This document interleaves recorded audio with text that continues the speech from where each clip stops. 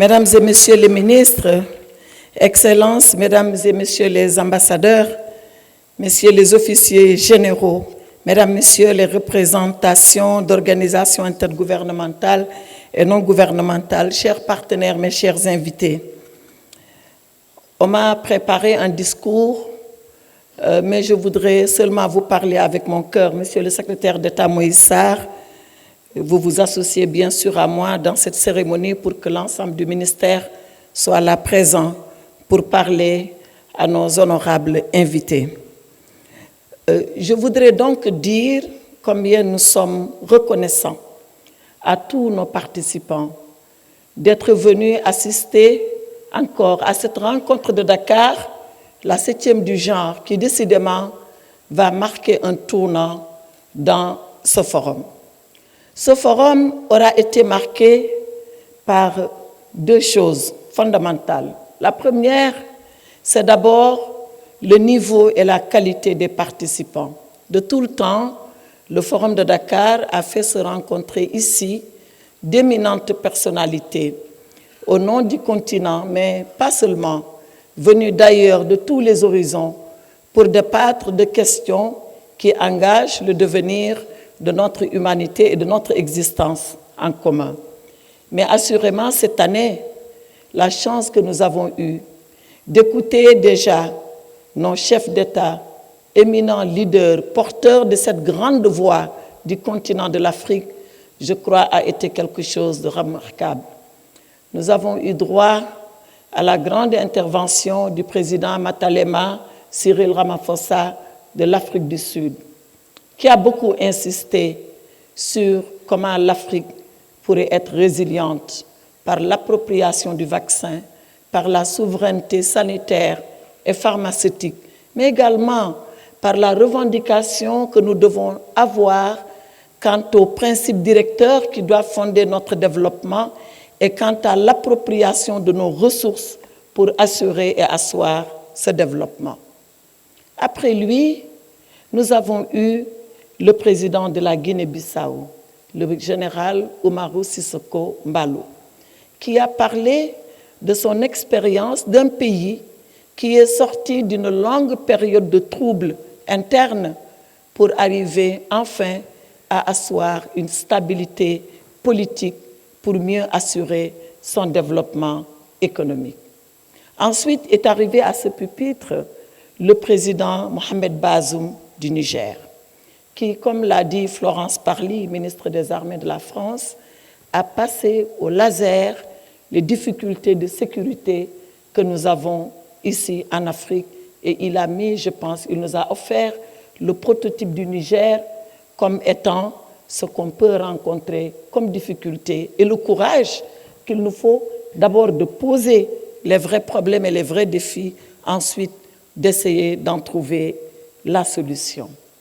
Et après, nous avons eu M. Charles Michel de l'Union européenne qui a développé une grande plaidoirie ici même pour dire comment la relation entre l'Union africaine et l'Union européenne devait être ce vecteur qui doit porter maintenant notre coopération. Bien sûr, nous avons écouté la ministre déléguée du Japon, le Japon dont je veux ici, à cette tribune, saluer la grande contribution au succès de cette conférence depuis qu'elle a commencé, de ce forum, depuis qu'il a commencé. Et nous avons eu, bien sûr, l'intervention de Mme Parly elle-même, la France, qui est le partenaire historique du Sénégal dans la tenue de ce forum et qui, elle aussi, à son niveau, organise un forum du genre pour que les deux aillent de pair. Alors nous avons compris, à travers ces différentes interventions, que le développement et la sécurité vont ensemble. On ne peut concevoir le développement sans la stabilité, sans la sécurité. Mais qu'aucune paix, aucune sécurité, aucune stabilité ne peut être porteur d'espoir si elle n'est tournée vers le développement et pour le développement. Voilà les leçons que nous avons entendues ici hier. Mais ces leçons-là, nous pouvons dire que nous les connaissions presque déjà. Ce qui a été pertinent hier, c'est la mise en œuvre de ces solutions à ce niveau extrêmement important de décision Et je pense que nos chefs d'État, nos différents leaders qui se sont relayés à cette tribune n'ont pas été avares en perspective, en solution et en recommandation. Alors, nous voulons assurer un monde post-Covid de stabilité. D'abord, comme nous l'avons vu, comment être résilient face à cette maladie qui, tous les jours, nous sort un tour nouveau de son sac, où tous les jours, nous devons encore pouvoir faire face à de nouveaux phénomènes que cette maladie développe. Et nous avons pensé que le multilatéralisme, la coopération internationale, l'interpénétration entre les peuples, les économies et les leaders était quelque chose de fondamental pour arriver à bout, parce que personne ne peut s'en sortir seul. C'est tous ensemble que nous pouvons arriver à bout de la COVID-19.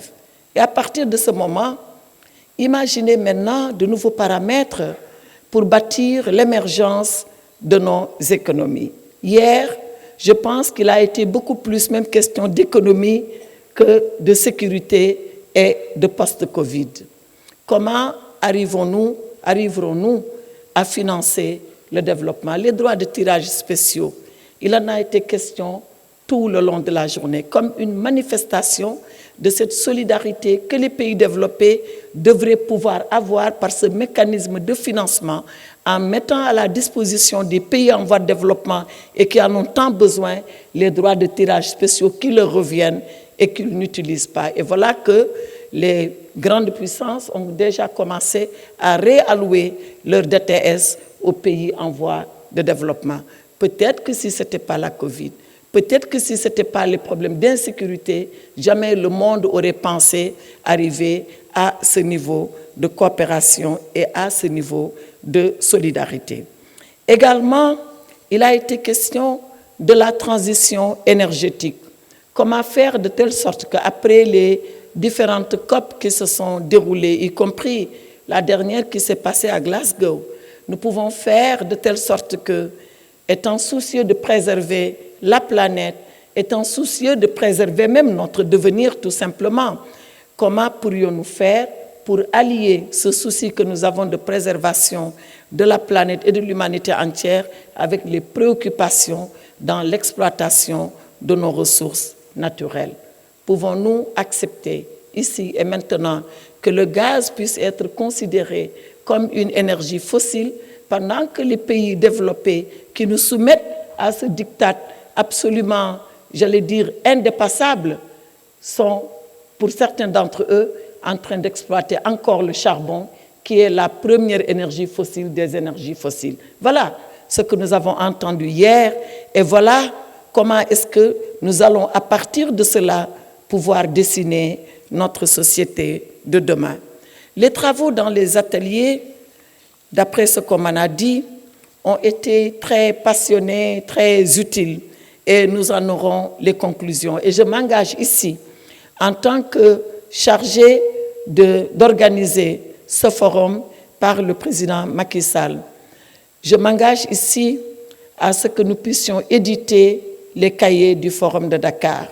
Ces cahiers qui vont concentrer l'ensemble des discussions, bien sûr les idées qui ont été émises, bien sûr de comment elles ont été débattues, et Mme Agboton l'a rappelé tout à l'heure avant moi, l'originalité de ce forum, c'est de faire se rencontrer, de faire que, après cette rencontre, qu'ils débattent, qu'ils se mettent d'accord ou pas d'accord, l'essentiel étant de débattre, des décideurs politiques au plus haut niveau, c'est-à-dire des chefs d'État, avec des experts, des libres penseurs, des scientifiques, pour que, de façon libre et absolument souveraine, le forum puisse proposer aux leaders du monde une voie qui nous permettra d'arriver au bout de nos difficultés. Parce que l'alpha et l'oméga de la question, c'est bien cela. C'est comment faire pour que toutes les idées jaillissent et comment faire pour qu'à partir de ces idées les plus libres, les plus originales qu'elles puissent être, les décideurs puissent tracer une ligne de conduite et une pensée claire qui va sous-tendre et guider leur action. Je pense que notre forum, le 7e du genre, d'ailleurs on a voulu l'appeler le forum de la maturité, et je pense qu'il a été celui de la maturité, comme je le disais, par le niveau par la qualité des présentations que nous avons eues, par la profondeur, la passion, la sincérité de ces débats. Je pense qu'il a vraiment répondu à son nom d'être le forum de la maturité. Alors je m'engage, comme je le disais tout à l'heure, à ce que ces cahiers soient édités, que chacun puisse en disposer, que nous puissions continuer encore la réflexion, parce que tout ne peut pas être dit ici, tout ne peut pas bien sûr se terminer ici. La réflexion devra continuer pour que d'ici le temps qui nous sépare du prochain forum, nous puissions encore faire une pré-évaluation, une évaluation pour arriver à la 8e édition de façon tout à fait mieux préparée, de façon tout à fait mieux outillée, pour que tout l'intérêt de ce forum soit tiré par nos décideurs. C'est peut-être l'occasion pour moi ici, en terminant, comme je le disais tout à l'heure, de remercier nos chefs d'État. D'abord, en tout premier, le président Macky Sall qui a eu l'idée de ce forum, qui l'a accueilli et qui a mis de sa détermination personnelle pour que tout le monde soit mobilisé pour la réussite de ce forum. Le remercier également pour ce discours de très haute facture qu'il a prononcé ici, non pas au nom du Sénégal, mais nous pouvons le dire au nom de l'Afrique tout entière. Remercier le président Cyril Ramaphosa de l'Afrique du Sud, Mohamed Bazoum du Niger, Umaru Sissoko Mbalo de la Guinée-Bissau. Remercier nos partenaires historiques que sont la France et le Japon. Remercier également tous ceux-là qui ont trouvé un intérêt, le directeur général de l'OMS que nous venons de suivre, le président du Comité international pour la Croix-Rouge, le CICR et toutes ces hautes personnalités. Bien sûr, vous particulièrement, les sachants, les experts qui avez tenu pendant 2 jours de travaux à venir débattre avec nous. Soyez-en convaincus, ces débats ne seront pas vains. On va les utiliser de la meilleure manière possible, de la plus grande utilité possible pour les peuples africains et bien sûr les peuples de tous les continents. Parce que comme Charles Michel l'a dit hier, ce forum doit être un trait d'union entre les continents. Et comme vous le savez, l'année prochaine, le président Macky Sall va présider aux destinées de l'Union africaine et la France présidera l'Union européenne. Déjà, nous sommes en train de vouloir tracer les perspectives de cette collaboration au bénéfice des 2 continents. Nous allons continuer à le faire parce que ce que nous souhaitons, c'est non pas de résoudre tous les problèmes, cela est utopiste. L'ambition commence quand on est réaliste, quand on se dit, voilà ce que je peux faire dans ce laps de temps et voilà pourquoi je m'engage à le faire. Je pense que nous serons réalistes, Union africaine, Union européenne, et ensemble, nous ferons faire un progrès notable à nos 2 continents, mais plus particulièrement au continent africain qui en a tant besoin.